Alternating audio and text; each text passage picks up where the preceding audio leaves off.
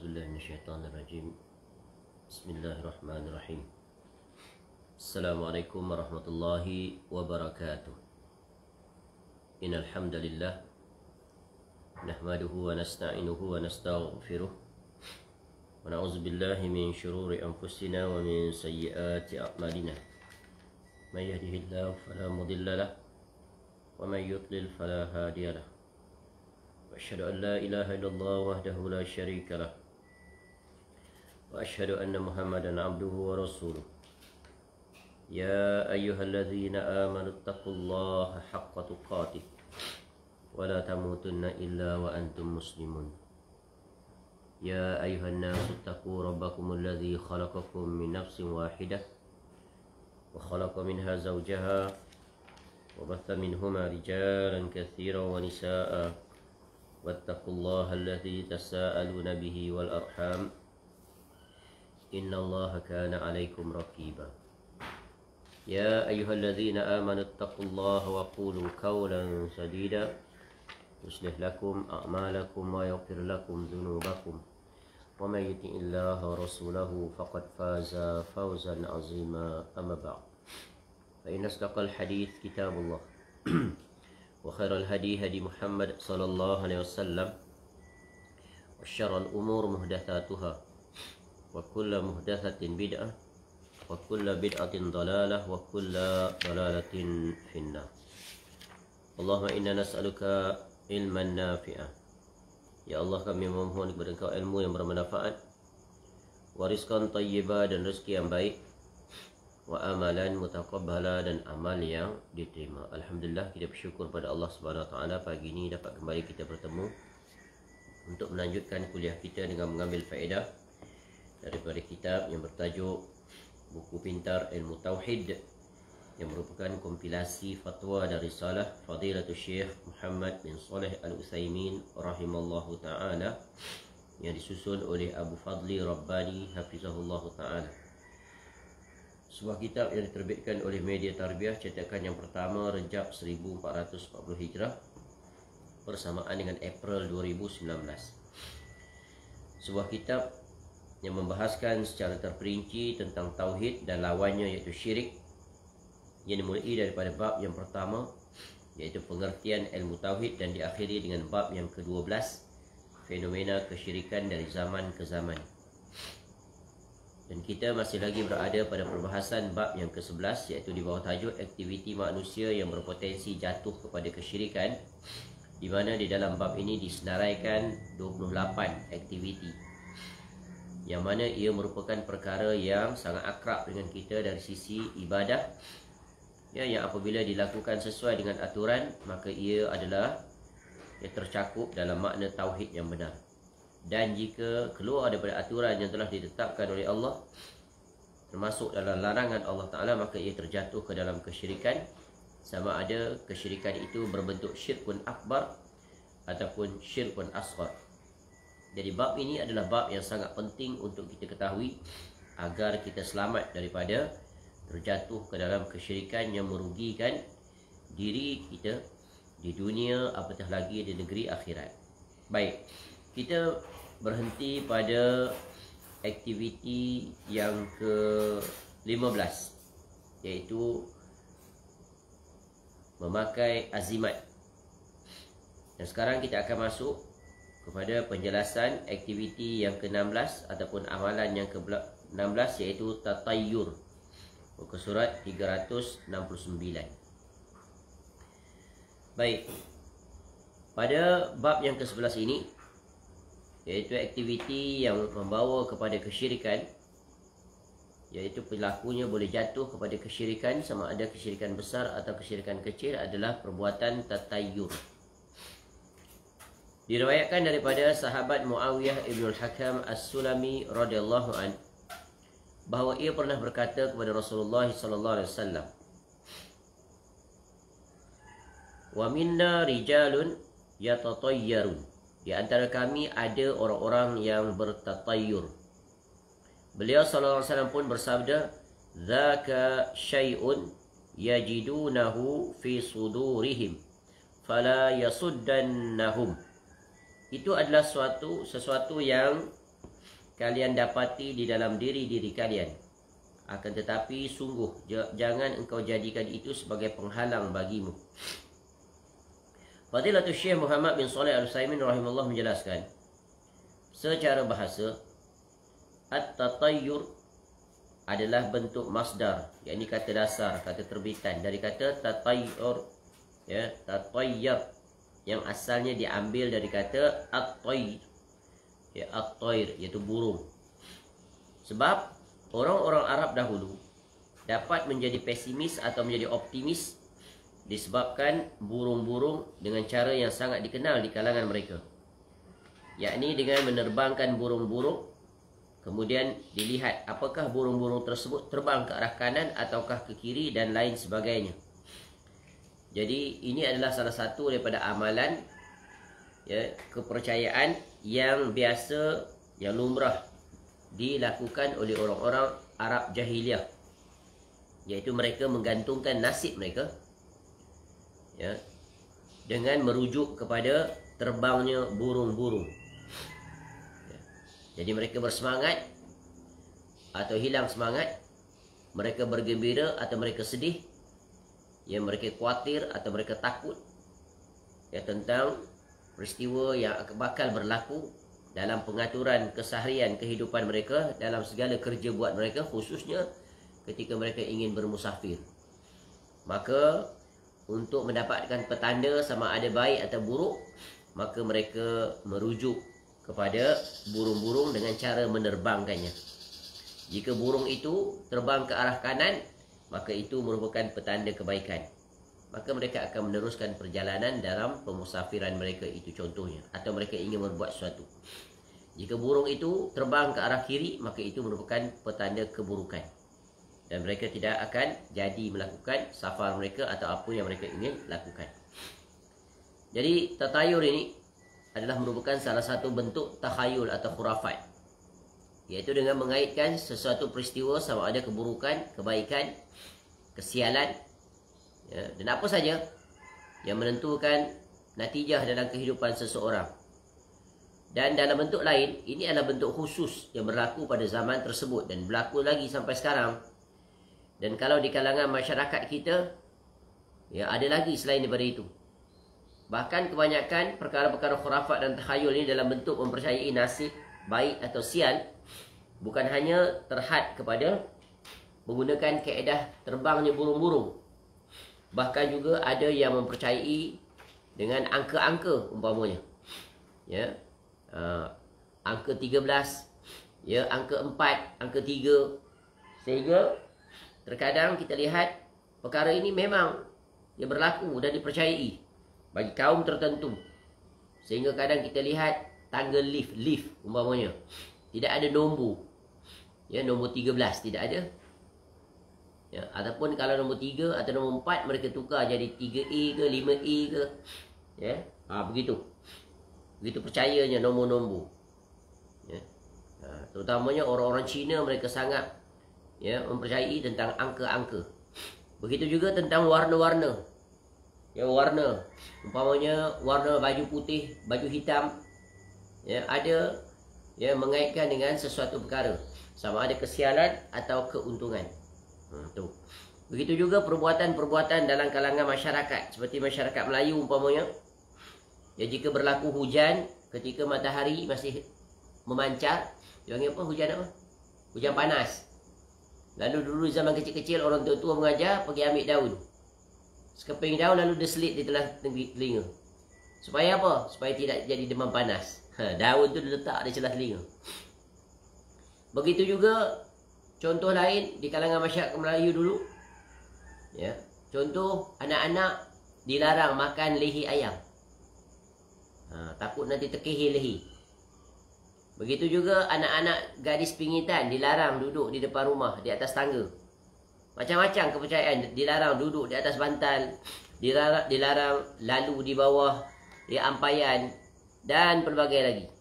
Ya, kalau kita lihat buku-buku yang ditulis tentang kepercayaan-kepercayaan, amalan-amalan tradisi yang dilakukan oleh orang-orang Melayu, banyak, ya, kepercayaan-kepercayaan mereka. Ini bentuk yang bermaksud yang sama, iaitu menentukan ya, kebaikan, keburukan, kesialan, keuntungan berdasarkan benda-benda tersebut. Dan semuanya itu ya termasuk dalam kategori syirik, sama ada syirik besar atau syirik kecil. Ya, dengan menggunakan kaedah yang kita lihat, ya, iaitu ya, ia adalah bentuk ya, sama ada jatuh pada syirik akbar atau syirik asghar, tergantung dari sisi ya, dua perkara yang telah kita sebut, iaitu menjadikan sesuatu itu yang bukan sebab sebagai sebab. Tu. Tidak ada kena. Contohnya tadi menyelitkan daun di celah telinga akan menyebabkan dia tidak terkena penyakit demam panas. Tak ada kena-mengena, tak dapat dibuktikan. Ya, hanya kepercayaan berdasarkan andaian. Begitu juga ya, perkara yang dibuat itu ya, membawa kepada ya, menafikan tawakal sepenuhnya kepada Allah. Dan ini akan datang penjelasannya. Baik. Berkata Syekh rahimahullah, adapun secara istilah ya, at-tayyur ya, ataupun tatayur adalah perasaan pesimis. Disebabkan sesuatu yang dilihat atau sesuatu yang didengar. Ya, pesimis dan optimis, faham kan? Bahasa Inggris ni. Ya, maknanya perasaan bersemangat ke tak semangat ke, percaya tidak percaya, untung rugi macam tu. Ya, ini adalah bahagian dari perkara yang jarang terjadi. Ya.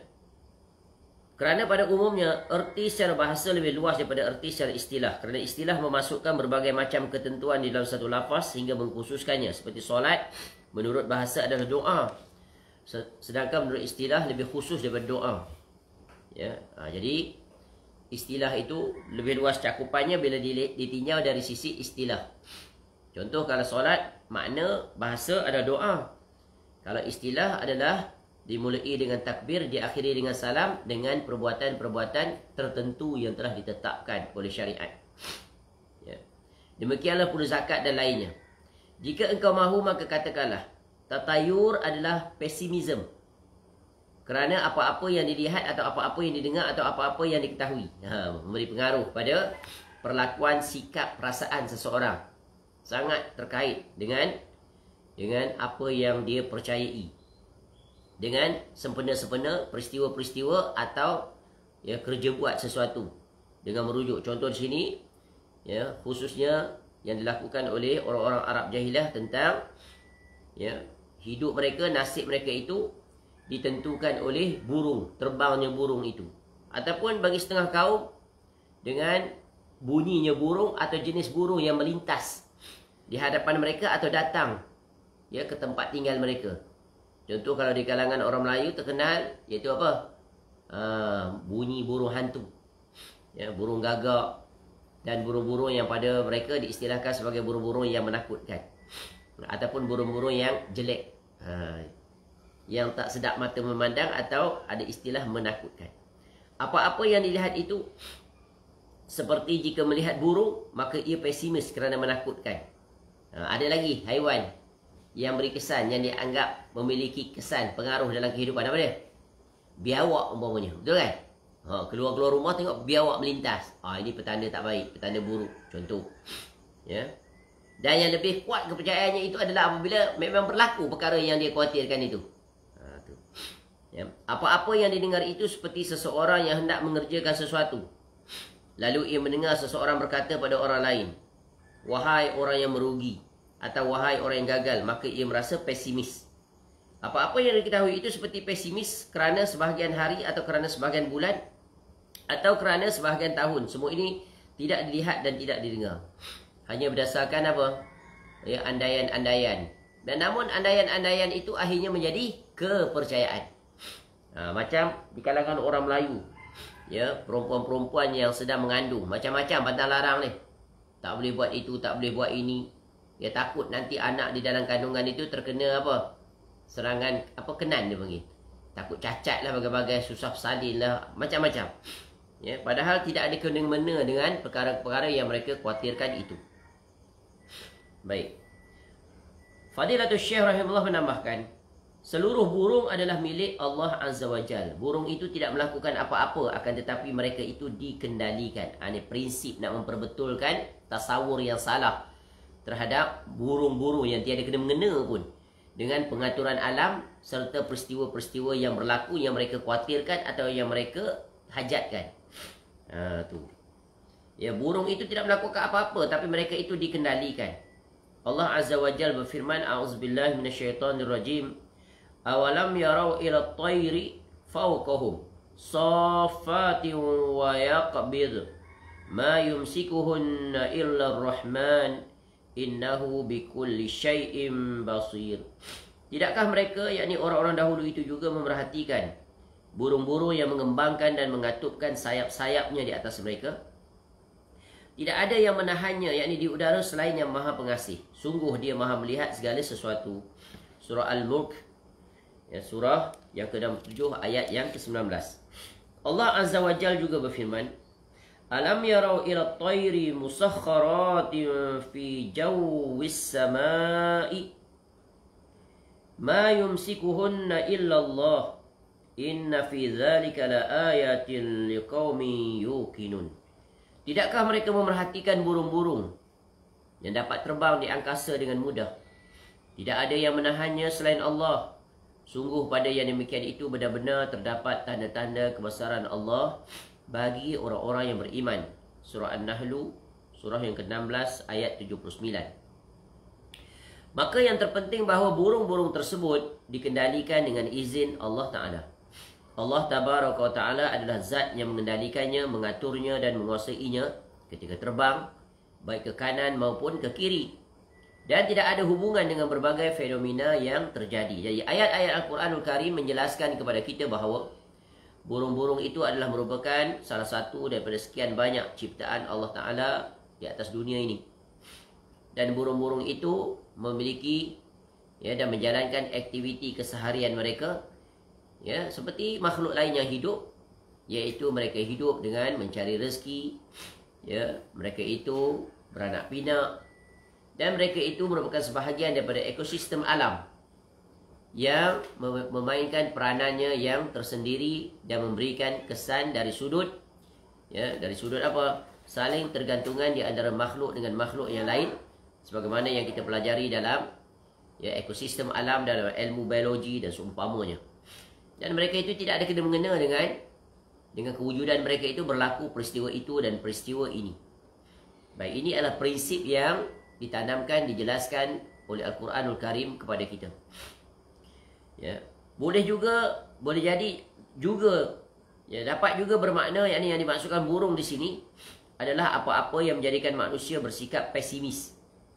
Padahal segala sesuatu yang menimbulkan sikap pesimis pada manusia dan semua kejadian yang tidak disukai semuanya dari Allah Azza wa Jalla.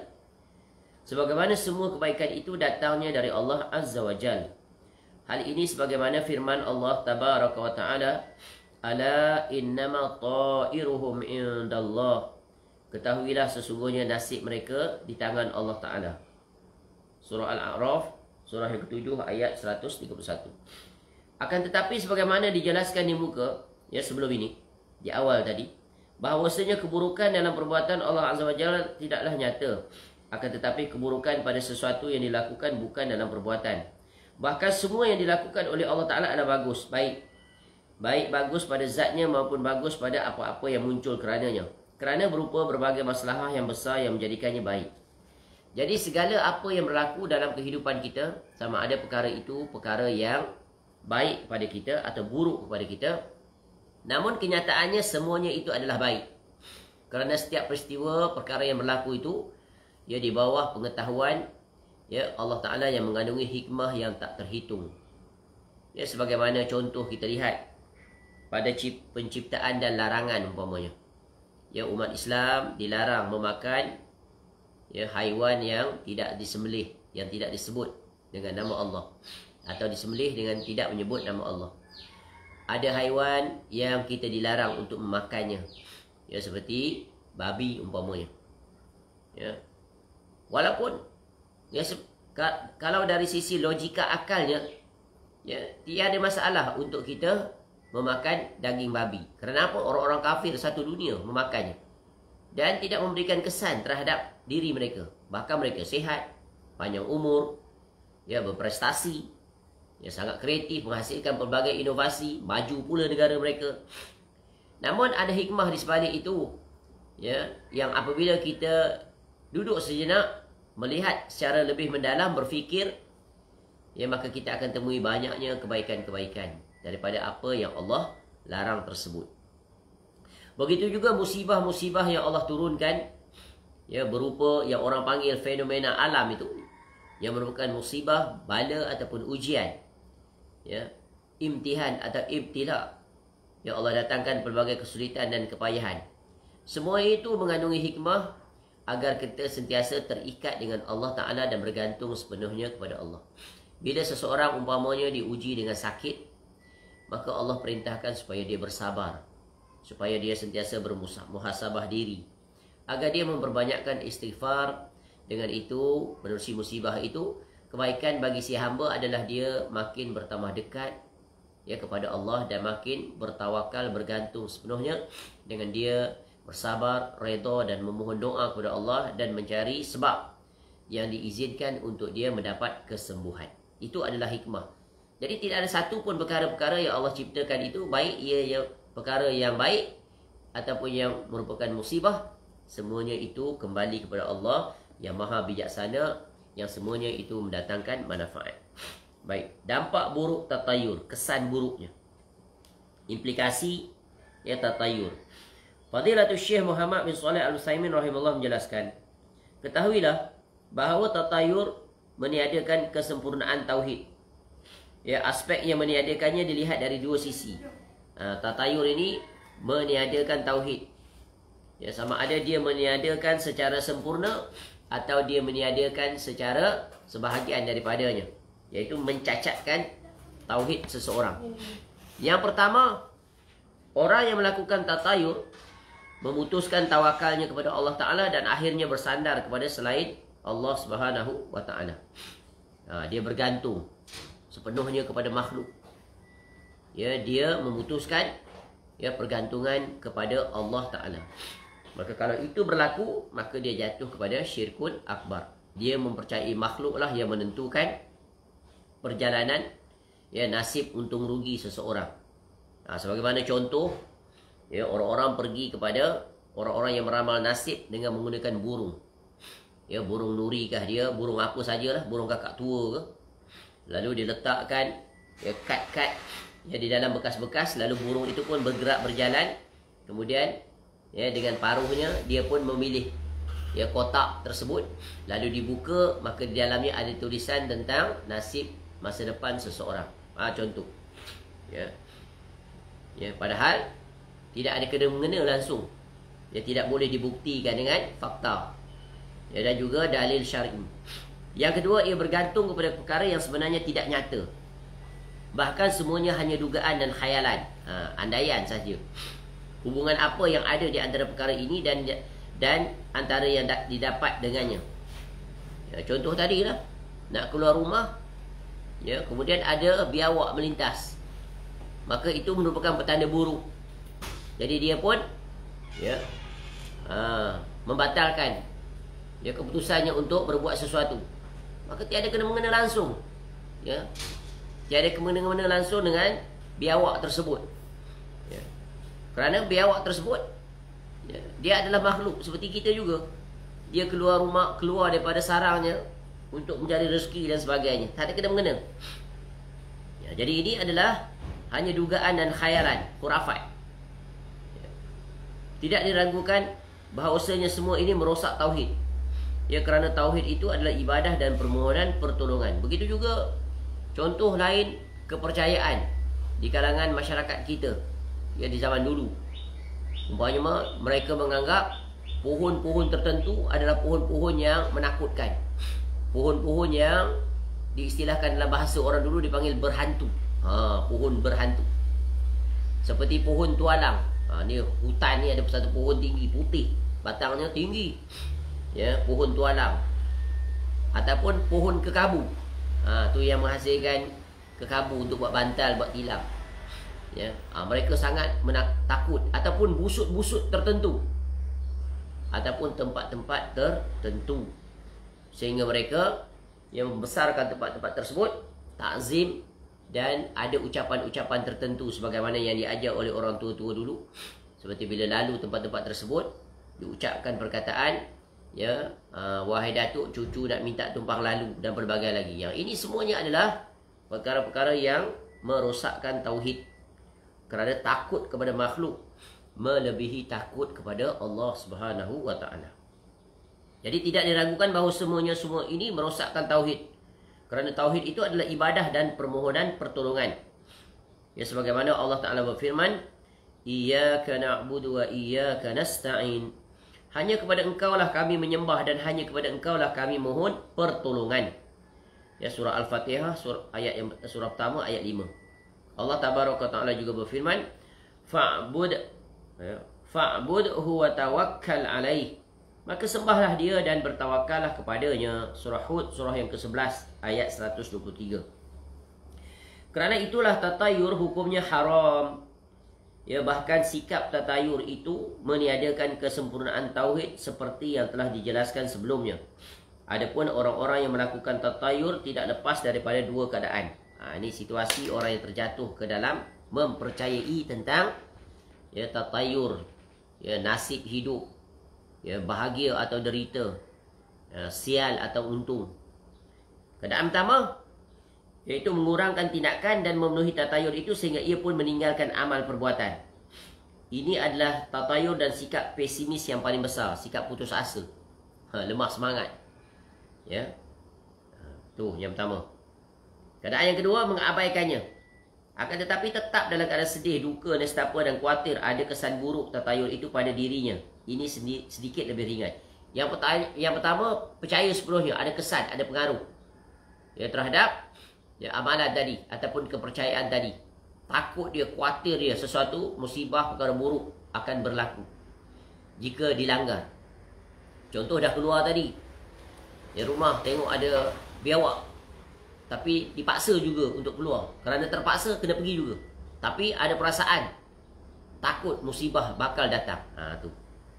Yang kedua, ada perasaan itu tapi diabaikan, dilawan, tapi tetap percaya. Ini, ya, lebih ringan dari sisi tauhidnya, ya, iaitu kecacatan tauhidnya. Dua-dua masih ada kepercayaan. Satu, ya, percaya sepenuhnya, satu lagi cuba dilawan, tapi tetap ada perasaan takut terhadap perkara tersebut. Kedua perkara tersebut adalah faktor yang mengurangi kadar tauhid dan berbahaya bagi seorang hamba. Bahkan bertolaklah menuju urusan yang kau inginkan dengan penuh lapang dada, merasa mudah dan selalu bersandar kepada Allah Azza wa Jal. Dan jangan sampai engkau berburuk sangka kepada Allah Azza wa Jal. Jangan takut terhadap perkara-perkara tersebut. Tak ada kena-mengena, tak akan memberi kesan, tak akan memberi pengaruh. Kerana yang memberi kesan, memberi pengaruh, yang mengatur adalah Allah Ta'ala. Makhluk tiada interference dalam pengaturan Allah Ta'ala. Sebab itulah Islam mengajar kita, ya, untuk, ya, mentahqiq tauhid ini, memastikan tauhid kita ini murni, bersih, selamat daripada sebarang kesyirikan. Ya, diajar pergantungan sepenuhnya kepada Allah Ta'ala. Keluar rumah, ya, diajar tata cara sunnahnya. Baca doa, ya, zikir, Bismillahirrahmanirrahim, ala Allah, la hawla wa la quwwata illa billah. Naik kenderaan, baca doa, ya, doa-doa yang pendek, doa-doa yang panjang. Ya, dalam perjalanan banyak berzikir kepada Allah. Ya, melihat kebesaran Allah, ucapkan Rabbana ma khalaqta hadza batila subhanaka faqina azabannar. Naik bukit, takbir, Allahu akbar, Allahu akbar. Turun bukit, subhanallah, subhanallah. Angin ribut melintang, ya, subhanallah, Allahumma inni as'aluka khairaha wa a'udzubika min syarriha. Dan pelbagai lagi, tak terhitung banyaknya. Ya, dan sepanjang itu isi masa dengan perkara yang bermanfaat. Kita beruntung di zaman ini. Naik di atas kenderaan, ya, kita boleh mendengar kuliah, boleh mendengar bacaan ayat-ayat Al-Quranul Karim. Jika mulut kita penat untuk berzikir, ya, maka kita boleh pasang kuliah. Handphone ada, ya, dengar kuliah. Ya, macam-macam kuliah kita boleh dengar. Bab akidah, ya, tafsir, ya, tadabbur, macam-macam. Ya. Kita boleh dengar bacaan ayat-ayat Al-Quran. Kita boleh mendengar lantunan zikir-zikir. Betapa banyak. Ya. Jadi itu semuanya adalah bentuk-bentuk bagaimana mendapat penjagaan daripada Allah, agar jangan jiwa kita kosong daripada mengingati Allah. Ya, ini adalah bentuk bagaimana kita memanfaatkan waktu. Dengan itu kita akan terselamatkan daripada tipu daya syaitan. Ya, sebab itu berkata para ulama, ya, masa ini adalah seperti ini. Barang siapa yang menggunakan masanya untuk melakukan ketaatan kepada Allah, maka tidak ada peluang untuk dia melakukan maksiat kepada Allah. Jadi aturan masanya begitu. Ya, namun bila masa itu tidak digunakan untuk ketaatan kepada Allah, maka keberangkalian untuk dia terjatuh ke dalam kemaksiatan adalah besar. Jadi ini ada aturan-aturan yang diatur oleh Allah untuk kita berjalan agar tauhid kita terpelihara, bahkan bertambah kuat. Ya, namun jika perkara itu tidak masuk dalam aturan keseharian kita, maka yang masuk adalah kepercayaan-kepercayaan ini. Walaupun asalnya kita tidak memiliki kepercayaan itu. Namun bila datang bisikan syaitan dan juga ada rujukannya di pengamalan masyarakat-masyarakat tertentu di satu tempat, akhirnya sedikit demi sedikit dia akan masuk. Diterima secara halus, lama-lama kita pun berjalan dengan perkara tersebut. Jadi pentingnya untuk kita menghindari diri daripada kepercayaan-kepercayaan, khurafat, takhayul, bahkan membawa kepada terbatalnya iman, iaitu kesyirikan. Baik, sikap tatayur adalah kesyirikan.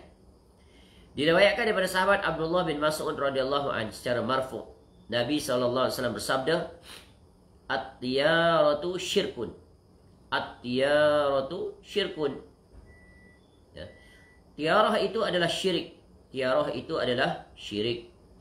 Dan Ibnu Mas'ud radhiyallahu anhu mengatakan, "Wa ma minna illa walakinnallahu yudhibuhu bitawakkul." Tidaklah seseorang dari kita melainkan terlintas bertatayur, akan tetapi Allah menghilangkannya dengan tawakal. Ini terkadang datang. Sebab apa? Syaitan, dia akan menyelit, dia akan menyusup, memasukkan bisikan-bisikannya, sehingga terkadang memberi bekas, terkesan, terpengaruh terhadap adanya interference daripada makhluk. Namun itu dapat ditolak, dapat dihilangkan dengan kembali, iaitu bergantung ingat kepada Allah Subhanahu wa taala. Jadi jangan khawatir, ya, apa-apa pun yang berlaku, kadang-kadang terasa di lintasan hati, ini tak bagus ni nak keluar ni, takut sesuatu berlaku. Ya, tak perlu. Ya, dapat dia dihapuskan, dibatalkan dengan iaitu berzikir, membaca doa-doa dan memohon kepada Allah. Sebab itu pentingnya prinsip iyyaka na'budu wa iyyaka nasta'in. Ya, sesuatu itu tidak akan berlaku kecuali dengan kehendak dan keizinan daripada Allah. Hamba apa yang boleh dia perbuat untuk menjaga dirinya daripada sesuatu yang dia tidak ingini, yang dia tidak suka, iaitu sebagaimana yang diajar yang telah berlalu, 3 kaedah permohonan kepada Allah. Ya, hendaklah si hamba itu ya akrab dengan 3 perkara ini. Isti'anah, isti'azah dan istighatsah yang telah berlalu penjelasannya. Itulah dia benteng diri yang paling kukuh dalam menolak seluruh bentuk-bentuk kesyirikan. Ya, keyakinan-keyakinan yang batil dan juga praktik-praktik di lapangan yang dilakukan oleh sebahagian masyarakat dapat ditolak semuanya, ya, dengan mentahqiq tauhid, menerusi ilmu yang sahih dan juga pengamalan yang sahih. Itulah pentingnya salamatul mu'taqad, salamatul manhaj dan yang terkait dengannya dalam urusan keseharian berpandukan iaitu agama. Fadilatul Syekh Muhammad bin Shalih Al-Utsaimin rahimahullah berkata, apabila seseorang bertatayur dengan sesuatu yang ia lihat atau yang ia dengar, maka ia tidak dianggap telah berbuat kesyirikan besar yang mengeluarkannya daripada agama Islam. Ya, akan tetapi ia telah berbuat syirik sesuai dengan kadar sikap bersandarnya kepada sebab tertentu yang Allah tidak menjadikannya sebagai sebab. Sikapnya tersebut melemahkan kadar tawakalnya kepada Allah dan melemahkan kemahuan dirinya. Kerana itulah ia dianggap telah jatuh kepada perbuatan syirik dilihat dari sisi ini. Ni sebagaimana yang telah kita pelajari sebelum ini, kaedah-kaedah untuk menentukan sesuatu itu sama ada dia syirik akbar atau syirik asghar, bergantung kepada iaitu kefahamannya, perspektifnya, ya, persepsi dia terhadap ataupun pegangannya, ya, pegangannya terhadap sesuatu kepercayaan itu. Ya, jika ia meniadakan langsung, ya, kaitannya dengan Allah Subhanahu Wa Taala, iaitu secara zatnya perkara itulah yang menentukan kesialan dan keburukan, ataupun kebaikan ataupun kebahagiaan, ataupun keuntungan ataupun kerugian, maka itu adalah, ya, membawa kepada syirkun akbar. Ya. Jadi dia meyakini hal-hal tersebutlah yang menciptakan kesialan atau keburukan, dan bukan Allah Ta'ala. Ini kenapa syirik? Kerana telah menafikan ar-rububiyah Allah Ta'ala dan memunculkan adanya makhluk yang setara dengan Allah Ta'ala dalam menentukan sesuatu peristiwa atau kejadian. Baik. Kaedahnya adalah inna kulla insanin i'tamada ala sababin lam yaj'alhu syara'u sababan fa innahu musyrikun syirkan asghar. Setiap orang, ya, sesiapa saja yang bersandar kepada suatu sebab yang syariat tidak menjadikannya sebagai sebab, maka ia telah terjatuh kepada syirik kecil. Ya, sama ada sebab itu, ya, sebab itu hendaklah ditinjau dari dua sisi, sebab-sebab syar'i dan sebab-sebab qadari yang telah berlalu pada bab yang ke-10. Ni bab 10 ni bab penting, kaedah. Hendaklah kita faham dan kita kuasai, agar dengan kaedah-kaedah itu dapat menyaring dan menyelamatkan diri kita daripada terjatuh ke dalam syirik, ya, sama ada akbar atau asghar.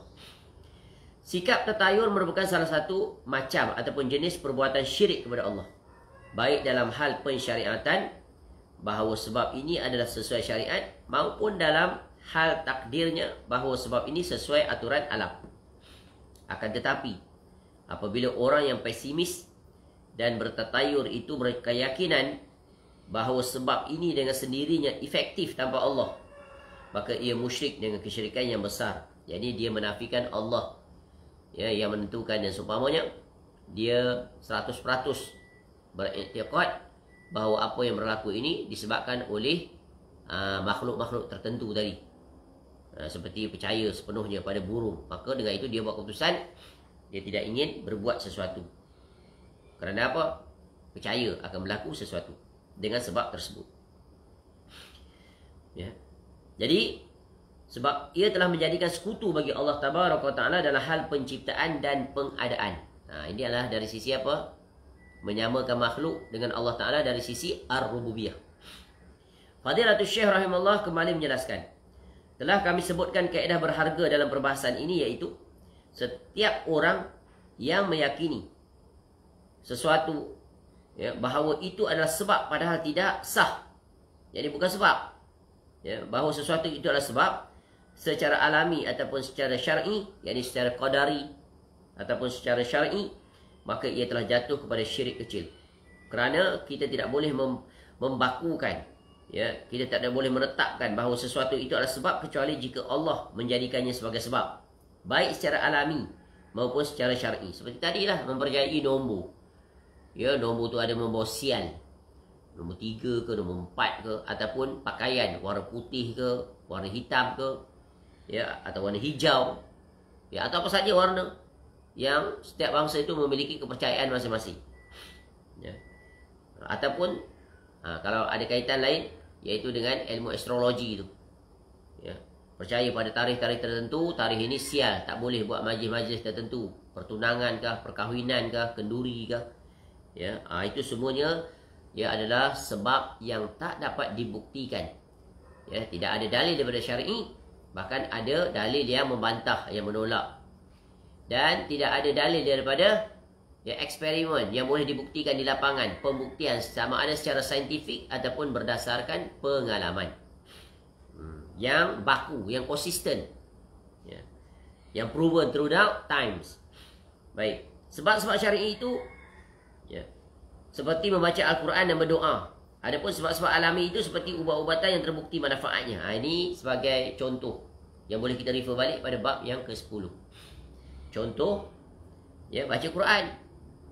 Ya, apa faedah membaca Quran? In return, sebab musabah.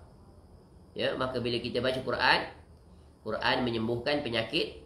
Penyakit apa? Zahir dan batin. Hati menjadi bersih, bertambah keimanan. Tu. Bila baca Quran tentu bertambah keimanan. Ya, maka jiwa jadi tenang, lapang, ya, makin dekat dengan Allah Ta'ala. Berdoa juga, ya, maka Allah mustajab permohonan, maka dapat apa yang kita inginkan. Alami, contohnya ubat-ubatan, ya, pengubatan ada pada madu, contohnya Nabi SAW sebut, ya, pada bekam, pada perubatan menggunakan besi panas, yang kemudiannya adalah makruh hukumnya. Baik, contoh. Dan banyak lagi lah contoh-contoh lain. Selesai. Sekarang masuk kepada perbahasan tentang keyakinan. Ya, keyakinan bahawa ada orang yang mendatangkan nasib sial adalah kesyirikan. Ini juga begitu. Ya, percaya kepada orang-orang tertentu. Contoh, orang-orang yang dilahirkan dalam keadaan yang tak sempurna. Kita panggil istilah sekarang OKU namanya. Ya. Maka ada setengah masyarakat mempercayai adanya kesialan. Kenapa dia lahir seperti itu? Oh, sebab ya, pada ketika sekian-sekian ibunya mengandung dan sebagainya, ini sekian-sekian. Dan pelbagai lagi dia kaitkan dengan perkara-perkara yang ada di alam ini. Tidak dia kaitkan kepada Allah Subhanahu Wa Taala. Itu semua ada di bawah ketentuan Allah Taala. Baik. Ataupun orang yang memiliki wajah-wajah tertentu, yang hodoh dan sebagainya, maka pada mereka itu adalah boleh mendatangkan kesialan dan sebagainya. Allah Subhanahu Wa Taala berfirman, فَإِذَا جَاءَتْهُمُ الْحَسَنَةُ قَالُوا لَنَا هَذِهِ وَإِن تُصِبْهُمْ سَيِّئَةٌ يَطَّيَّرُوا بِمُوسَى وَمَن مَّعَهُ أَلَا إِنَّمَا طَائِرُهُمْ عِندَ اللَّهِ وَلَكِنَّ أَكْثَرَهُمْ لَا يَعْلَمُونَ. Kemudian jika kebaikan, yakni kemakmuran datang kepada mereka, yakni kaumnya Fir'aun, mereka berkata, ini adalah usaha kerana usaha kami. Dan jika mereka ditimpa kesusahan, ya, mereka lemparkan sebab kesialan itu kepada Musa AS dan pengikutnya. Ketahuilah, sesungguhnya nasib mereka di tangan Allah, namun kebanyakan mereka tidak mengetahui. Surah Al-A'raf, surah yang ke-7, ayat 131. Fadilatul Syekh Muhammad bin Shalih Al-Utsaimin rahimahullah menjelaskan, ayat ini turun berkenaan dengan kaum yang diutusnya Nabi Musa AS. Allah Ta'ala mengkhabarkan tentang mereka dalam firman-Nya, wa in tusibhum sayyi'atun yattayyaru bi Musa wa man ma'ah. Dan apabila mereka ditimpa kesusahan, mereka pun melemparkan sebab kesialan itu kepada Musa AS dan pengikutnya. Kemudian Allah Ta'ala pun berfirman, ala innama ta'iruhum indallah. Ketahuilah sesungguhnya nasib mereka ada di tangan Allah. Makna daripada firman Allah Ta'ala, yattayyaru bi Musa wa man ma'ah, mereka pun lemparkan sebab kesialan itu kepada Musa dan pengikutnya alaihissalam, iaitu jika datang bala, yakni musibah, kekeringan dan pacaklik, yakni musibah, kekeringan, kemarau, ya, matinya tumbuh tanaman, matinya haiwan, ternak dan sebagainya. Ya, mereka pun berkata ini semua gara-gara Musa alaihissalam dan kawan-kawannya. Maka Allah Ta'ala batalkan keyakinan mereka dengan firman-Nya, ala innama ta'iruhum indallah. Ketahuilah sesungguhnya nasib sial mereka itu ada di tangan Allah. Ya, sebagaimana yang telah kita pelajari tentang sirah Nabi Musa AS. Ya, ketika mana Fir'aun dan, ya, sekutu-sekutunya menolak, melawan, mengingkari, membantah dakwah yang disampaikan oleh Nabi Musa AS dan saudaranya Harun AS.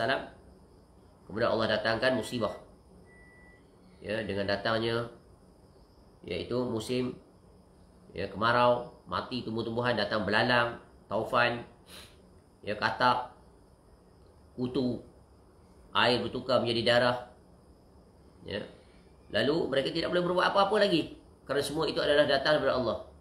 Walaupun, ya, Fir'aun yang sombong itu mengaku dia Tuhan, dia pun tak boleh berbuat apa-apa. Yang sepatutnya menjadi pelajaran, penyedaran untuknya. Namun begitulah orang-orang kafir ini, ya, tertutup sudah hidayah baginya, kerana mereka tidak bersedia untuk menerima hidayah. Ya, mereka mendengar untuk tidak mendengar. Bahkan mereka mendengar untuk membantah. Jadi pelajaran berguna, jangan jadi seperti Fir'aun dan sekutu-sekutunya. Bila kebenaran sampai, kewajipan kita adalah terima. Ya, terima dan berbuat. Imani dan laksanakan. Itulah sikap sejati orang-orang yang inginkan hidayah, dan akibatnya dia akan meraih keuntungan di dunia dan di negeri akhirat. Lalu mereka menuduh, ya, lalu mereka datang yang ajaibnya meminta Nabi Musa AS, mohonlah kepada Tuhanmu agar diangkat kesulitan-kesulitan ini, dan kami niscaya akan beriman. Namun apa kenyataan yang berlaku? Bila diangkat semuanya itu, Ya, setelah Nabi Musa AS memohon kepada Allah, mereka tetap saja bahkan bertambah sesat, bahkan bertambah kuat penentangan. Bahkan mereka menuduh ya Nabi Musa itu sebenarnya yang membawa kesialan, menyebabkan mereka berada dalam musibah tersebut. Itulah betapa ajaibnya. Ya, bukti telah terpampang dengan jelas, tetap degil. Jadi punca yang membinasakan seseorang ini adalah yaitu degil, sombong, ego. Tak mau mendengar nasihat dan teguran. Akhirnya membinasakan mereka semuanya. Di dunia, semuanya ditenggelamkan di dalam laut. Di akhirat, mereka akan mendapat ya azab yang sangat ya berat, tak terperi. Ya, jadi pelajaran berguna, jangan jadi orang seperti itu. Ya, orang-orang yang beriman hendaknya memiliki sifat yaitu tunduk, taat, patuh, ikut, turut, dengar kata. Ya. Inilah dia kaedah yang sangat agung. Betul banyak orang-orang yang beriman, mereka jatuh ke dalam perkara ini, tidak mau mendengar nasihat. Ya, khususnya orang-orang yang memiliki ya peranan penting dalam menentukan hala tuju ya rakyatnya, pemimpin. Ya, wahai para pemimpin, hendaklah kamu ya akrabkan diri kamu dengan Al-Quran. Lihat bagaimana Allah mengajar dan mendidik kamu khususnya. Ya, jadilah pemimpin yang beriman dan bertakwa kepada Allah. Ya, jangan sebaliknya. Kerana jika sebaliknya, kamu akan bertanggungjawab di hadapan Allah, bukan terhadap diri kamu, terhadap juga rakyat yang kamu pimpin. Baik, kembali. Itu faedah tambahan.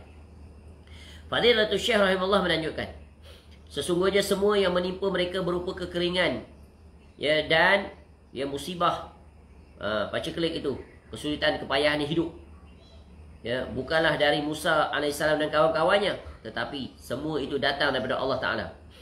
Ya, datang daripada Allah dengan hikmahnya yang tentu, yang berbentuk pengajaran dan pelajaran, dan merupakan peringatan keras daripada Allah Ta'ala kepada mereka yang menentang. Allah lah yang mentakdirkannya dan tidak ada hubungannya dengan Musa alaihissalam dan pengikutnya atas hal itu. Bahkan yang sebenarnya berlaku bahawa Musa alaihissalam dan kaumnya merupakan sebab keberkahan dan kebaikan. Ini kaedah. Kaedah yang dinyatakan oleh syariat, iaitu ya sebab syar'i. Keberadaan orang-orang yang beriman dan bertakwa, apatah lagi mereka orang yang melakukan amar ma'ruf nahi munkar, maka itu sebab Allah menahan turunnya bala, dan sebab Allah menurunkan keberkahan. Ya, sebab memang kaedah di situ. Walau anna ahlal qura amanu wattaqaw la fatahna alaihim barakatim minas sama'i wal ardh ila akhiril ayat. Dan sekiranya penduduk satu qaryah itu beriman dan bertakwa kepada Allah, maka Allah turunkan keberkatan daripada langit dan bumi. Keberkahan. Jadi asbab ketakwaan, maka Allah beri ganjaran keberkahan dalam kehidupan, kemakmuran, keamanan, ketenangan, kenikmatan dan seumpamanya. Namun mereka waliyazubillah membuat pengkaburan, iaitu mendatangkan keraguan, kesamaran, syubhat bagi orang-orang awam, dan membuat keraguan di hati orang-orang banyak yang bertentangan dengan fakta. Walakinna aktsarahum la ya'lamun. Tetapi kebanyakan mereka tidak mengetahui. Mereka itu berada dalam kebodohan, sehingga mereka tidak mengetahui bahawa di sana ada Rabb yang mengendalikan. Ya Allah, dia adalah Al-Mudabbir. Dan bahawa apa-apa yang menimpa mereka datang daripada Allah Ta'ala, bukan datang dari Musa alaihissalam dan kaumnya. Di ayat yang lain Allah Tabaraka wa Ta'ala berfirman, qalu inna tatayyarna bikum la illam tantahu lanarjumannakum wa la yamassannakum minna azabun alim. Qalu ta'irukum ma'akum a in zukkirtum bal antum qaumun musrifun. Mereka, yakni para penduduk itu, menjawab, sesungguhnya kami bernasib malang disebabkan kalian, wahai para rasul. Sungguh jika kalian tidak berhenti menyeru kami, nescaya kami rajam kamu semua, dan kamu pasti akan merasakan siksaan yang pedih dari kami. Mereka, yakni para rasul alaihi wasallam itu, berkata, kemalangan itu memang bersama kamu, kerana ulah kamu sendiri. Ya, sebab kamu sendiri, perbuatan kamu sendiri. Sebab tu kamu dapat musibah. Apakah itu kerana kamu diberi peringatan? Sebenarnya kamu adalah kaum yang melampaui batas. Surah Yasin, surah 36 ayat 18 hingga 19. Di sini Allah menjelaskan tentang sebab dan akibat. Ya, kenapa kamu berada dalam keadaan tersebut? Ya, mendapat musibah sebab hasil perbuatan tangan kamu. Kamu ingkar kepada Allah, kamu tidak mau mengikut aturan Allah, maka Allah azab kamu di dunia, dan azab yang lebih pedih daripada itu sedang menunggu kamu di negeri akhirat. Jangan kamu salahkan sesiapa. Ya. Fadilatul Syekh Muhammad bin Shalih Al-Utsaimin rahimahullah menjelaskan, maksudnya kami ini jadi merasa pesimis disebabkan kamu. Kami tidak melihat kamu itu menunjuki kami kepada kebaikan, akan tetapi kamu menunjuki kami kepada keburukan dan kepada apa-apa yang membinasakan kami. Maka para utusan Allah Ta'ala itu membantah perkataan mereka. Ta'irukum ma'akum, kemalangan itu memang bersama kamu. Orang-orang kafir ini, penentang ini menganggap dakwah kebenaran itu adalah musibah. Ya. Kerana apa? Kerana mendedahkan kebatilan mereka. Kerana apa? Kerana mengganggu kebiasaan mereka. Kenapa? Kerana menghilangkan keselesaan mereka selama ini. Ada orang datang menjelaskan apa yang mereka buat itu salah. Mereka tak bersedia untuk menerima. Jadi mereka menganggap orang-orang tersebut adalah perosak, pemecah belah masyarakat dan berbagai lagi. Tu. Dan tabiat itu ada di sepanjang zaman sampai hari ini. Datang pendakwa-pendakwa mengingatkan kebatilan agama-agama yang menyimpang. Maka agama yang menyimpang itu bersekutu untuk menentang. Kenapa? Kebobrokan mereka, kebatilan mereka didedahkan. Maka mereka tidak selesa dan rasa tergugat. Maka akhirnya mereka menentang dengan berbagai kesamaran, syubhat dan seumpamanya. Namun kebenaran tak akan terkalahkan oleh kebatilan. Walaupun kebenaran itu sedikit, tetap berjaya mempertahankan dirinya. Baik, maksudnya kemalangan itu menyertai kalian. Apa-apa yang kalian peroleh, maka itu dari diri kalian sendiri dan dari amal perbuatan kalian sendiri. Kerana kalianlah yang menjadi sebab terjadinya semua itu. Beliau rahimahullah ta'ala melanjutkan, ayat ini menjelaskan tentang sebab suatu perkara, yakni bahawa semua itu berasal dari diri mereka sendiri. Mereka itu pada hakikatnya, yakni kemalangan selalu menyertai mereka, yakni pesimisme yang menimpa diri mereka itu melekat dengan mereka. Kerana amal perbuatan mereka itu memang melazimkan kemalangan itu terjadi. Hal ini sebagaimana firman Allah Ta'ala, Zaharal fasadu fil barri wal bahri wal bahri bima kasabat aidin nas. Telah tampak, telah kelihatan kerosakan di darat dan di lautan. Disebabkan apa? Kerana perbuatan tangan manusia. Maka akibat tangan kamu itu, maka kamulah yang akan menerima akibatnya. Surah Ar-Rum, surah 30 ayat 41. Juga firman Allah Ta'ala, walau anna ahlal qura amanu wattaqau lafatahna alaihim barakatim minas sama'i wal ardi walakin kazzabu fa akhadnahum bima kanu yaksibun. Dan sekiranya penduduk negeri beriman dan bertakwa, pasti kami akan melimpahkan pada mereka berkah dari langit dan bumi. Tetapi ternyata mereka mendustakan ayat-ayat kami, maka kami seksa mereka sesuai dengan apa yang telah mereka kerjakan. Surah Al-A'raf, surah yang ke-7, ayat 96. Ayat-ayat yang semakna dengan ini banyak sekali di dalam Al-Quran, menjelaskan cause and effect, sebab dan akibat. Dan inilah yang kita kategorikan yang disebut sebagai dalil syar'i, penjelasan yang sangat terang dan jelas. Kamu buat ini, in return kamu dapat ini. Dan undang-undang ini adalah undang-undang yang baku berjalan di sepanjang zaman. Kamu bertakwa, natijahnya ini yang kamu raih. Kamu bermaksiat, kamu melakukan kesyirikan, ini yang akan kamu raih. Ini kaedah-kaedah yang tetap, yang telah ditetapkan oleh pengatur alam ini, pemilik alam ini, iaitu Allah Subhanahu wa Ta'ala. Dan apa-apa yang tidak ditetapkan oleh Allah, maka jangan sekali-kali kita menetapkan seperti ini. Tatayur dan yang semisal dengannya. Mewaspadai sikap merasa sial terhadap sesuatu. Diriwayatkan dari sahabat Abu Hurairah radhiyallahu anhu bahawa Rasulullah SAW bersabda, la adwa wala tiyarata wala hamata wala safara. Tidak ada pengaruh adwa, tidak ada pengaruh tiarah, tidak ada pengaruh hamah, serta tidak ada pengaruh safar. Ini telah berlalu penjelasannya. Adwa itu adalah penyakit menular dengan sendiri. Merebaknya penyakit itu dengan sendirinya. Tiarah ini telah sedang dibahaskan di sini. Hamah iaitu mempercayai burung-burung tertentu boleh mendatangkan kesialan. Safar, ini yang kita akrab, iaitu percaya pada bulan Safar itu mengandungi kesialan. Mandi Safar dikenali.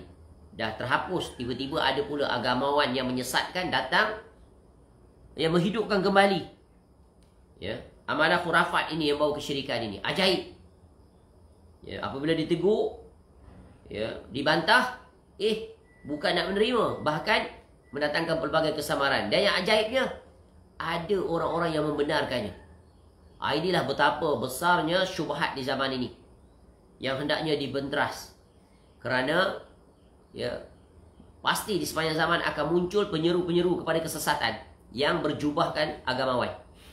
Dan pasti akan ada penyeru-penyeru kepada kebenaran yang akan membantah mereka itu, menjelaskan kebatilan-kebatilan mereka.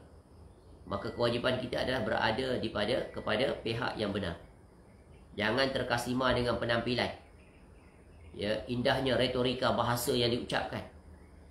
Baiknya penampilan, bagusnya tutur bicara, baiknya akhlak. Ya, mempersona ucapan, menghinopsis. Tetapi kita ada panduan. Semuanya itu mesti diukur dengan ya, ayat-ayat Al-Quran dan hadis Nabi SAW. Maka dengan itu kita akan selamat. Baik, sedikit lagi. Fadilatul Syekh Muhammad bin Shalih Al-Utsaimin rahimahullah menjelaskan, penafian atas 4 perkara ini bukanlah penafian wujud keberadaannya. Kerana keempat perkara ini memang nyata. Ni hadis tadi. Tetapi yang dinafikan adalah pengaruhnya. Yang mendatangkan pengaruh adalah Allah Ta'ala. Ketika di sana ada sebab yang diketahui, maka itu adalah sebab yang benar. Sedangkan jika di sana ada sebab yang diragukan, maka itu adalah sebab yang batil. Yang dinafikan adalah pengaruh dari sebab itu sendiri, jika itu merupakan sebab yang benar. Dan yang dinafikan adalah kejadian alamiahnya apabila itu adalah sebab yang batil. Ini kaedah-kaedah. Beliau rahimahullah melanjutkan, 4 perkara yang dinafikan pengaruhnya oleh Rasulullah SAW ini adalah jelas atas wajibnya tawakal kepada Allah dan menguatkan kehendak. Setiap Muslim tidak boleh melemah di hadapan 4 perkara tersebut, kerana manusia tidak akan lepas daripada 2 keadaan. Jadi 4 perkara ini, adwa, tiarah, hamah, safar, ini tidak ada pengaruhnya. Tidak memberi bekas apa-apa.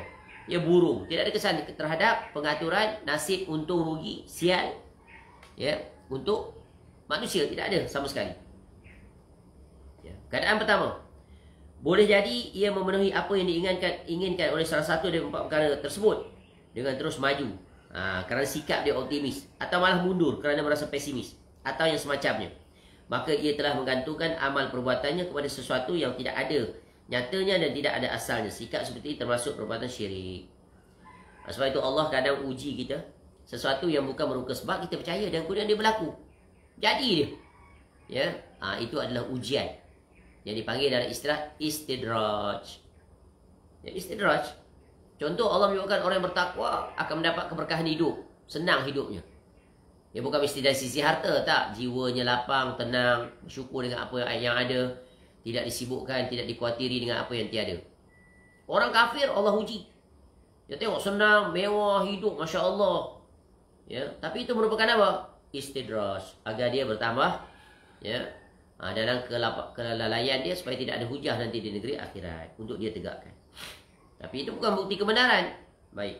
Keadaan kedua, boleh jadi ia tidak memenuhi apa yang diinginkan oleh salah satu dari 4 perkara tersebut, kerana pada dirinya ada sikap tawakal, dan ia pun terus maju tanpa menghiraukan keempat perkara tersebut. Akan tetapi dalam dirinya masih bercokol, masih ada perasaan ataupun kepercayaan, semacam keraguan dan kebimbangan. Sikap seperti ini sekalipun lebih ringan daripada pertama, namun ia wajib untuk tidak memenuhi apa yang dia inginkan oleh salah satu daripada 4 perkara tersebut yang telah dinafikan oleh Rasulullah SAW secara mutlak. Dan hendaklah ia sentiasa bersandar kepada Allah Azza wa Jalla. Maknanya dia masih lagi diikuti dengan kepercayaan itu, walaupun tidak sepenuhnya, tapi tetap ada ya keraguan-raguan dan kesamaran dalam urusan. Oh, ini mungkin barangkali ada kesan ni burung, dia ada pengaruh. Maksudnya begitu. Ya, tapi dia tidak sepenuhnya mempercayai, tapi masih dihantui, mana ada igauan terhadap 4 perkara tadi yang ada padanya campur tangan dan kesan terhadap apa yang dia raih. Sebahagian orang terkadang membuka mushaf untuk mencari optimisme, baca Quran untuk dapat semangat. Jika melihat penyebutan neraka, ia pun merasa pesimis. Dan jika melihat penyebutan syurga, ia pun berkata, ini optimisme yang bagus. Sikap seperti ini sama dengan perbuatan orang jahiliah yang mengundi nasibnya dengan anak panah. Sekarang ada pula kaedah. Ni. Ya, buka Al-Quran. Ya, secara rawak. Buka-buka jumpa ayat tu. Oh, ini nasib bagus ni. Ya, buka-buka jumpa ahli syurga. Ataupun buka-buka jumpa ahli neraka. Takut dia. Ya. Ini nampaknya saya ni ahli neraka. Ataupun buka-buka ayat. Ayat ini menyebutkan tentang sekian-sekian yang tidak dia sukai. Maka dia percaya pada buka-buka ayat ni. Secara random. Ada. Ya, di zaman sekarang ada orang seperti itu. Yang menentukan untuk nasib ruginya dengan membuka ayat, buka lembaran-lembaran Al-Quran. Lalu dia menjadikan itu sebagai penetapan hukum atas nasibnya. Ini juga membawa kepada syirik. Ya, walaupun itu adalah ayat Al-Quran. Ya, kerana ia bukan dalil syar'i. Mengatakan kaedah buka mushaf mana-mana ayat, bila kamu baca di situ, itulah nasib kamu. Ini membawa syirkun akbar. Ya, jika dia percaya sepenuhnya tanpa dikaitkan dengan Allah Ta'ala. Walhas, ya. Dan jika ia melihat penyebab syurga, ia pun berkata ini optimisme yang bagus. Sikap seperti ini sama dengan perbuatan orang jahiliah yang mengundi nasib dengan anak panah. Walhasil, akhir kata, kesimpulan. Kita katakan, kata Syekh rahimahullah, jangan engkau ambil peduli hal-hal seperti itu sama sekali. Sebab-sebab yang diketahui dan nampak jelas akan menjaga dari sebab-sebab buruk. Sedangkan sebab-sebab meragukan yang syariat tidak menjadikannya sebagai sebab. Bahkan syariat menafikannya. Maka engkau tidak boleh bergantung padanya. Bahkan pujilah Allah Ta'ala atas keselamatan darinya. Dan ucapkanlah, Rabbana alaika tawakkalna. Ya Rabb kami, kepada kamulah kami bertawakal.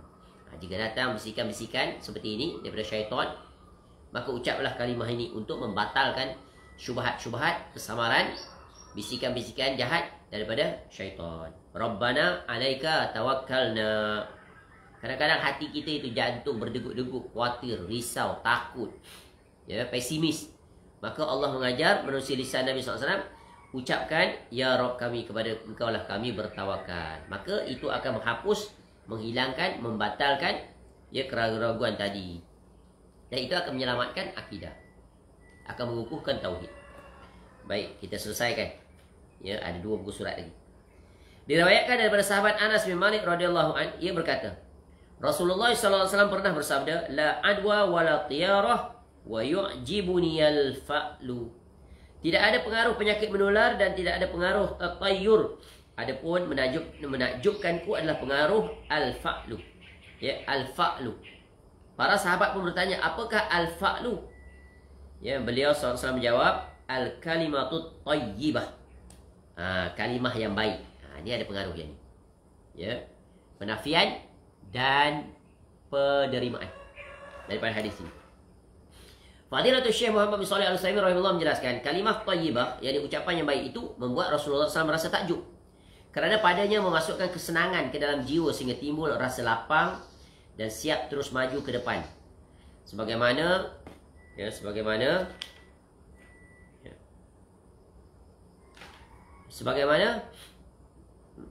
manusia yang selalu memiliki sebuah upaya. Ini tidak termasuk dalam bab tatayur. Bahkan ini membuat manusia merasa berani. Kerana dia tidak berpengaruh buruk, tapi justru menambah keterangan dan siap untuk terus maju. Ini ucapan motivasi, bukanlah tatayur. Ucapan-ucapan yang memberi semangat. Yang memberi semangat untuk kita lebih bersungguh. Erti eksplisit hadis tersebut, maksud daripada hadis ini secara nyatanya adalah kalimah tayyibah dalam segala hal. Sebab ucapan yang baik pada dasarnya membuka hati dan menjadi sebab timbulnya banyak kebaikan. Ucapan-ucapan yang positif, yang memberi semangat. Ya, jangan berputus asa, teruskan. Ya, masih luas lagi. Ya, masih banyak lagi. Ya, peluang-peluang untuk kita teroka. Walaupun kita gagal sekali. Contoh, ucapan motivasi, memberi semangat. Ya, untuk memberi orang yang gagal dalam kehidupan.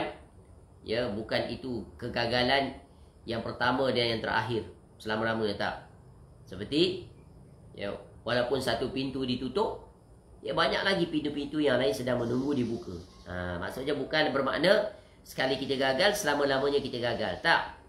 Ya, cuma kita perlu cari kunci untuk membuka pintu-pintu yang lain. Dan banyaklah kata-kata ini. Dan Al-Quran banyak sekali kata-kata motivasi. Ya Allah motivate kita. Ya, contoh ayat, Kul ya ibadiyallazina asrafu ala anfusihim la taqnatu min rahmatillah innallaha yaghfiru dzunuba jami'a innallaha ghafurur rahim. Katakanlah, wahai hamba-hambaku yang melampaui batas terhadap diri masing-masing, jangan kamu berputus asa daripada rahmat Allah. Sesungguhnya Allah dia Maha mengampuni, dan Allah dia mengampuni seluruh dosa-dosa kamu. Tu. Ya. Jadi Allah bagi semangat agar kita optimis, jangan pesimis. Walaupun dulu kita ahli maksiat. Ya. Tengok Allah bagi semangat. Bukan pada kita saja, pada orang kafir. Sepanjang usia kafir. Tapi kalau dia beriman, dia menjadi orang yang terbaik. Dihapus seluruh dosa. Syurga sedang menunggu. Ini kan ayat memberikan motivasi, semangat. Dan tak terhitung banyaknya ayat-ayat yang seperti itu. Ya. Jadi, sebab ucapan yang baik pada dasarnya membuka hati dan menjadi sebab timbulnya banyak kebaikan. Sampai-sampai kalimah thayyibah itu memasukkan seseorang ke dalam kelompok orang yang berakhlak mulia.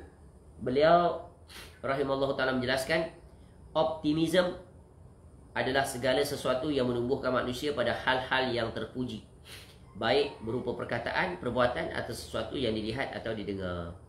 Maknanya yang memandang masa depan dengan penuh peluang dan meraih kebaikan. Ya, walaupun kita ni adalah ahli maksiat contohnya, tapi tetap ada harapan untuk kita mendapat rahmat Allah dengan mengikut aturan Allah. Ya. Walaupun sepanjang usia, seperti orang kafir itu, sepanjang usia mereka itu, ya, kalau mereka mati dalam kekafiran, kekal dalam neraka. Tapi ya, di hujung usia, dalam keadaan mereka sakit, nak mati, mereka pun mengucapkan kalimah la ilaha illallah. Ya, maka selamat mereka, terhapus seluruh dosa, syurga sedang menunggu mereka. Baik. Ya, kesimpulan. Ya, perbahasan ini agak panjang. Ya, Syekh rahimahullah menjabarkan dengan panjang lebar terkait dengan tatayur dan yang semakna dengannya dari segi pemahaman dan praktik di lapangan. Yang telah kita sebut tadi beberapa contoh yang berlaku di kalangan masyarakat kita, orang Islam Melayu khususnya, atau Nusantara. Banyak lagi contoh-contoh lain. Kesimpulan. Fadilatul Syekh Muhammad bin Shalih Al-Utsaimin rahimahullah memberikan kesimpulan sebagai berikut. Pertama, tidak boleh bagi seseorang pun menjadikan sikap tiarah menghalang hajatnya. Akan tetapi ia harus bertawakal kepada Allah Ta'ala dan tidak ambil peduli terhadap apa-apa yang ia lihat atau ia dengar, atau kejadian yang terjadi di depannya saat ia pertama kali melakukannya. Sesungguhnya sebahagian orang ketika mendapati apa-apa yang tidak ia sukai, ya, ketika baru memulai mengerjakan sesuatu, ia pun merasa pesimis. Ini salah, sebab di sana masih ada maslahat duniawi atau agama. Maka jangan pedulikan apa yang terjadi. Ini teringat, ya, terlintas dua contoh lain dalam masyarakat kita di masa dulu. Wallahu a'lam sekarang masih jadi kepercayaan atau tidak.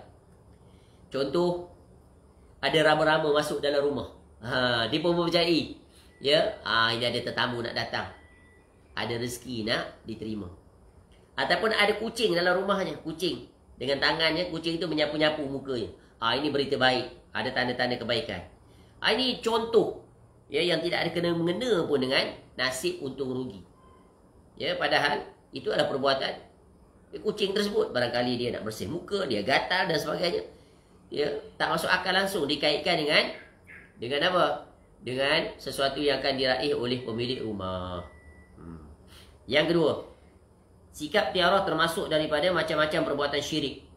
Hal ini berdasarkan sabda Nabi SAW, man raddat hutiyaratu ani hajatihi faqad asyraka.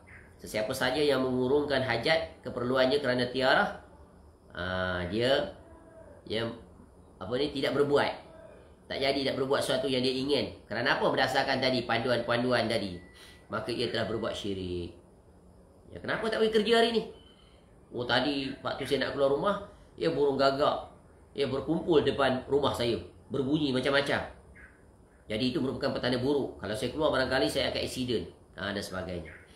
Ketiga, bahawa siapa saja yang di dalam hatinya muncul sikap tatayur dan sikap tatayur itu tidak menggagalkan hajatnya, maka yang demikian itu tidak membahayakannya. Maknanya dia dapat lawan, dia dapat tolak.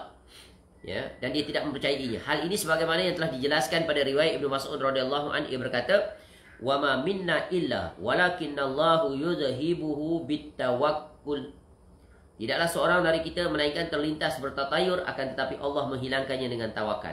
Keempat, Segala urusan ada di tangan Allah Azza wa Jalla, yang baik maupun yang buruk. Ini keyakinan, i'tiqad yang pasti, yang wajib ditanamkan dengan kukuh, kuat, tertancap dalam hati sebagai bentuk akidah kepercayaan yang tak tergoyahkan. Kelima, menunjukkan kemahaesaan Allah Tabaraka wa Ta'ala dalam uluhiyahnya. Ya, seperti halnya kemahaesaan Allah Tabaraka wa Ta'ala dalam mencipta dan mengendalikan. Wallahu a'lam. Jadi ini adalah 5 kesimpulan penting yang terkait bagaimana kita berinteraksi dengan at-tatayyur. Ya, supaya jangan sekali-kali terjatuh ke dalam syirkun akbar maupun syirkun asghar. Kerana tatayur terkait tentang iaitu hilangnya, cacatnya tawakal yang sempurna kepada Allah Ta'ala. Wallahu a'lam. Selesai sudah penjelasan Syekh rahimahullah secara komprehensif, ya, agar kita selamat, ya, terpelihara tauhid kita. Kerana harga mati tauhid ini tiada tukar ganti. Ya, kerana syurga itu syaratnya adalah tauhid. Maka wajib kita menjaga tauhid dengan sebenar-benarnya. Dan ini hanya dapat dijaga melalui pintu yang pertama, iaitu al-ilm, ilmu yang sahih dan soreh daripada Quran dan hadis. Sebab itu wajib bagi umat Islam akrabkan dirinya dengan Al-Quran dan hadis, ya, dan mempelajarinya dengan benar, ya, daripada guru-guru yang menyampaikannya dengan benar, mengikut manhajnya, ya, Rasulullah SAW dan para sahabat. Begitu juga, ya, generasi salaf yang berjalan dengannya. Wallahu a'lam. Semoga bermanfaat. InsyaAllah panjang umur, kita akan masuk aktiviti yang ke-17, iaitu tabarruk, iaitu ke-al-barakah, keberkahan. Wallahu a'lam. Subhanakallahumma wa bihamdika asyhadu an la ilaha illa anta astaghfiruka wa atubu ilaik. Wa sallallahu ala nabiyyina Muhammad wa ala alihi wa sahbihi wasallam. Wa akhiru da'wana alhamdulillahi rabbil alamin. Assalamualaikum warahmatullahi wabarakatuh.